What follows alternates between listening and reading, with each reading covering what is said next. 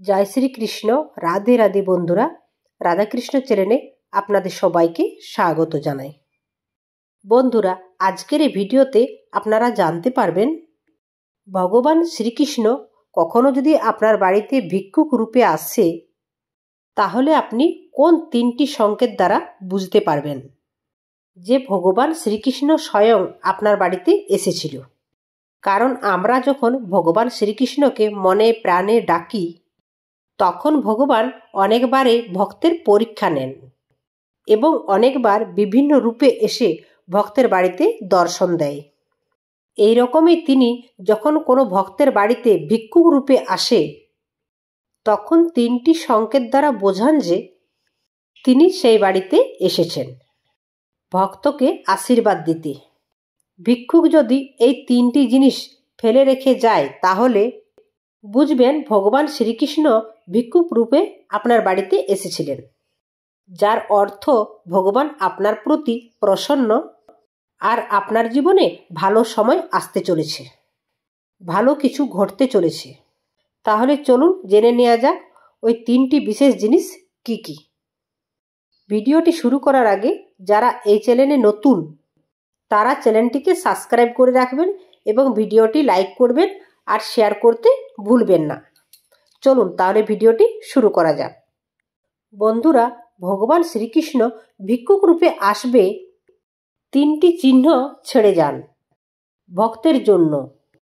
এই চিহ্নের মাধ্যমে ভক্তকে বুঝিয়ে দিতে চান যে তিনি সর্বদা তার সঙ্গেই আছেন। তাই তিনি যদি ভিক্ষুক রূপে এসে আপনার কাছে থাকেন তাহলে তিনি চিহ্নগুলি অবশ্যই আপনার জন্য ছেড়ে যাবেন। তাহলে চলুন জেনে নেওয়া যাক তিনটি জিনিস কি কি। প্রথম, শাস্ত্রমতে ভিক্ষুককে চাল দান করার পর মাটিতে পড়ে থাকা কয়েকটি চালের দানা আপনার ভাগ্য ফেরাতে পারে। কারণ এর অর্থ স্বয়ং ভগবান শ্রীকৃষ্ণ আপনার বাড়িতে ভিক্ষুক রূপে এসেছেন আপনাকে আশীর্বাদ প্রদান করতে। হিন্দু ধর্মে চাল অত্যন্ত শুভ, এই কারণে ভিক্ষুককে ভিক্ষা দেওয়ার সময় চাল দান করা হয়। ভগবান শ্রীকৃষ্ণ যখন তার কোনো ভক্তের উপরে অত্যন্ত সন্তুষ্ট হন তখন তাকে অনেক রূপে দর্শন দেন। বিভিন্ন পুরাণে এর উল্লেখ রয়েছে। যদি আপনার দুয়ারে কখনো কোনো ভিক্ষুক এসে দানে চাল নেওয়ার সময় কয়েক দানা চাল ফেলে গিয়ে থাকে তাহলে বুঝে নেবেন আপনার শুভ সময় আসতে চলেছে। ভগবান শ্রীকৃষ্ণ আপনার জীবনে সকল সমস্যার সমাধান হতে চলেছে, কিন্তু পরম করুণাময় ভগবান কখন কাকে কী রূপে দর্শন দেবেন আমরা জানি না, তা কেবল লীলাবিহারীই জানেন। তাই আপনারা আপনার দুয়ারে আসা ভিক্ষুককে কখনোই ফিরিয়ে দেবেন না। এতে পরিবারের অমঙ্গল হবে, পরিবারে অর্থ সংকট দেখা দেবে। মাতা অন্নপূর্ণার আশীর্বাদ সদা তাদের উপরে থাকে যারা ক্ষুধার্ত ভিক্ষুককে চাল দান করে। এতে পরিবারে কোনো রকমের খাদ্যের অভাব দেখা যায় না। তাই কখনো কোনো ভিক্ষুক আপনার বাড়িতে এলে তাকে খালি হাতে ফেরাবেন না। 2. শ্রীকৃষ্ণের অত্যন্ত প্রিয় ময়ূরের পালক। সেই পালক যদি ভিক্ষুককে চাল দান করার পর আপনি পান এর অর্থ আপনি অত্যন্ত ভাগ্যবান। ভগবান শ্রীকৃষ্ণ আপনাকে ভিক্ষুক রূপে দর্শন দিয়েছেন।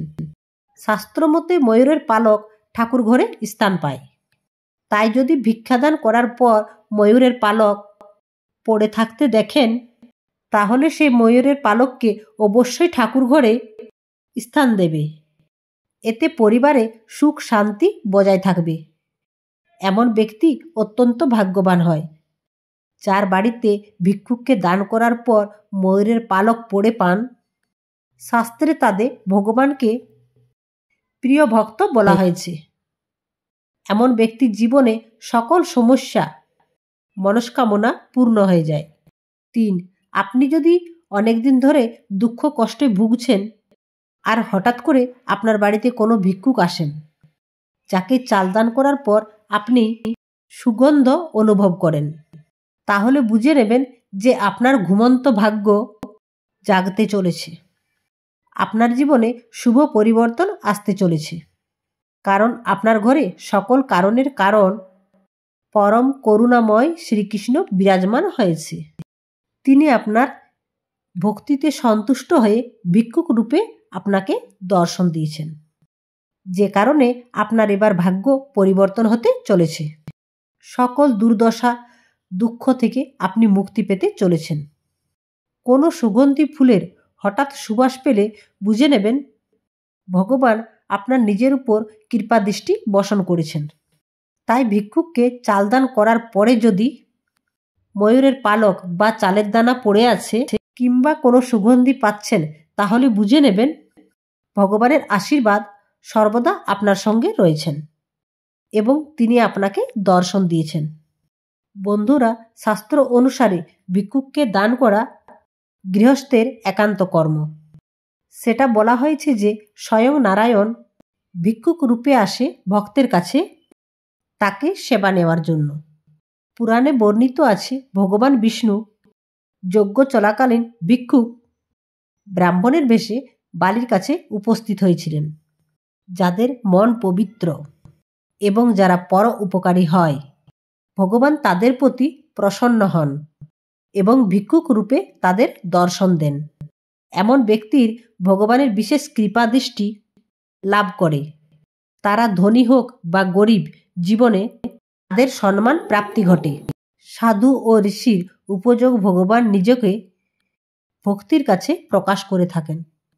তাই কখনো এদের অনাদর বা অসম্মান করবেন না, এতে পূর্বের ভক্তির পূর্ণফল নষ্ট হয়ে যায়।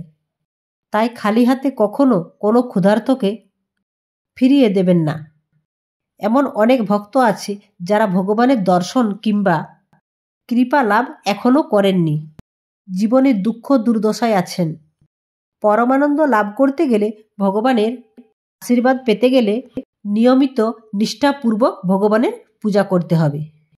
শ্রীমদ্ ভাগবত গীতায় প্রাপ্তির একমাত্র পথই হল ভক্তির।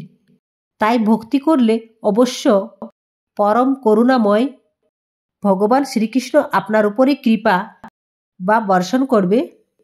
জয় শ্রীকৃষ্ণ, জয় রাধে। আজকের ভিডিও এইখানে শেষ করলাম। আপনাদের বাড়িতে ভিক্ষুক রূপে এইরকম ব্যক্তি আসলে অবশ্যই ভিক্ষা দান করে তার চরণে ঠাঁই নেবেন। দেখা হবে নেক্সট ভিডিওতে। আর আপনারা কমেন্ট বক্সে জয় শ্রীকৃষ্ণ লিখতে ভুলবেন না। রাধে রাধে, জয় শ্রীকৃষ্ণ।